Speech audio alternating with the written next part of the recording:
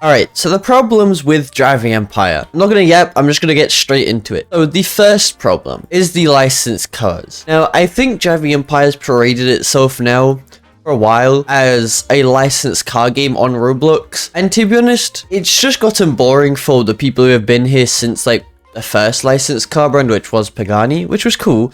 But it's just gotten very boring. And every game gets boring. Obviously, not every game stays entertaining forever.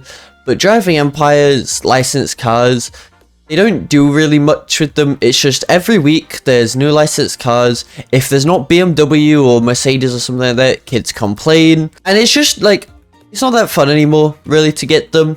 It's simply just cars, which is kind of fine, but, you know, there's nothing else going on with them. Next one is to do with kind of licensed cars, and it's limited license vehicles. Recently, they've just not been feeling special, and this is a good example. This car right here has no performance differences, and the only difference with looks is the fact it has a Texas wrap on it. That's the only difference this one has to this one. It costs 800k more for something you can't sell, and something that's not going to be special.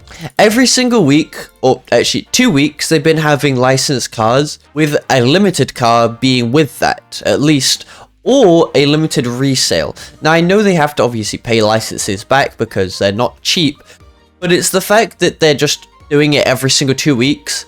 Before, back in 2021, 2022, or maybe summer 2023, if we had a limited car, it was on sale for 5 days at most, I think. Obviously, I don't think licensed cars can be on sale for less than a week, probably for money reasons. But the cars never came back in OD. Now, they do. Which, like I said, I do get money-wise. They spent the money on licenses. But they just don't feel special. You might as well just call them resale cars or something like that. Because they're not limited anymore. Like, it's just not limited. And then to do with limited cars, I guess, is events. The past few events for the game have just been boring. They do events maybe once every like 5 months now, which I think is way too long. I think they should do events maybe every 2 months, maybe even every month and a half, depending on if it's like actually a decent event. But they haven't been. The last event, I know, which was not that long ago, but it just wasn't exciting, it wasn't crazy. We had a truck, or build a truck event, and basically it was the Chevy truck. And to be honest, this isn't anything special. Like, it's literally just a Chevy truck. And if you remember the last build a car event we had, which was all the way back in like, I think October or November of 2024, we had a Porsche. And what makes this special is because it's a 50 years one. It's not just a, you know, it's not just a GT3 RS with a livery on it or something like that. It's like an actual 50 years special edition Porsche, which makes sense. But recently, events have just been feeling boring. I don't know.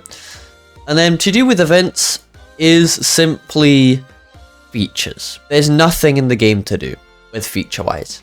Like, they did add the feature where they added daily rewards. You can claim daily rewards. You also get tuning kits. There's also daily quests. But like, this is just a slap in the face. 15k for doing 3 rush hour races. That's not worth it.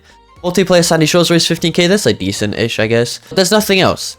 There is obviously tuning kits, but you have to spend so much. I spent 200 million, and I can only upgrade maybe around 20 cars. Which, yes, seems a lot, but also 200 million for 20 cars.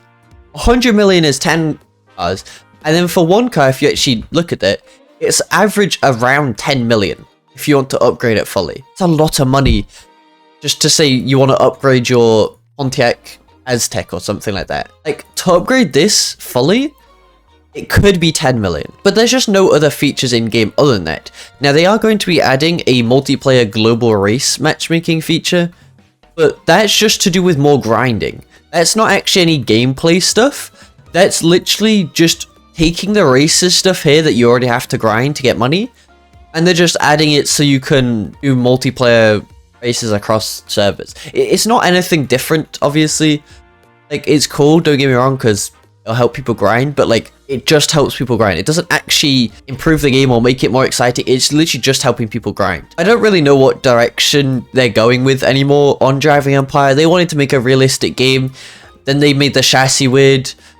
I don't know if they're gonna fix the chassis ever. I don't know what direction they're going with the game anymore. But yeah, tell me if you think of any other problems.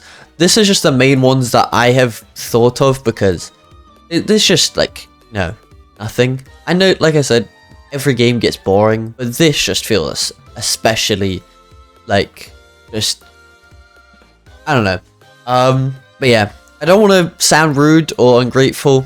I do still like the game, that's why I'm making this video. I want the game to improve, to actually be better, because I know it can. It's just if they put the work into making features to make the game enjoyable. But yeah, tell me if you think of any other like problems with the game. I know there's probably some, and maybe the devs watch this video and see and try and fix those problems if you put any in the comments.